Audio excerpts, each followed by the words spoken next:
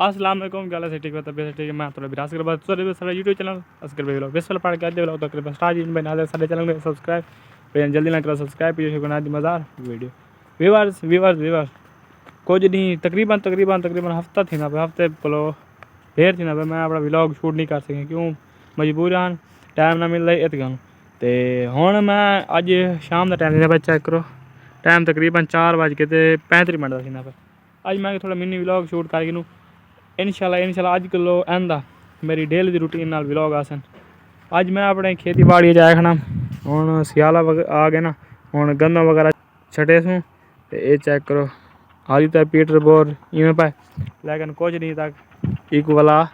set करे सूँ वाले पानी नाल वाला ज़मीन को पानी देने उन्हें आंदा तो उड़े सामने ज़मीन वगैरह सेट करके दिसे तो मेरे हूँ डेली रूटीन के व्लॉग आसन मैं अपना रिक्शा की रिक्शा तो हूँ मेरे डेली की रूटीन के व्लॉग आसन रिक्शे दे राइड पैक करे सूँ तो उनका सारा जिवें निज़ाम उसी जिवें निज़ाम उसी जितना इनकम उसी जेरा सिस्टम उसी तो पेंशन लिखे सूँ तो जे तक जेरा भाई चैनल न्यू है चैनल को सब्सक्राइब करे वीडियो को लाइक करे दे दोस्तों का भी शेयर करे चेक करो दीवार देना सारे सफेद रहा दी से एक कसी जो पानी आते तो इन्हें क्यारे वेंदे वाल इन रहा दी ताकि असांखे पानी शानी मिल सके सारा निज़ाम थी सी पिया ई साइड से भी कुछ रहा दी से एक कसी बना दी से क्योंकि भाईजन ये ज़मीन है ऊंची तो वो ज़मीन थोड़ी डाउन है इस वजह को कसी बना दी अगर दू पैप लगे ला दी से जिन्हें जो पानी गुजर के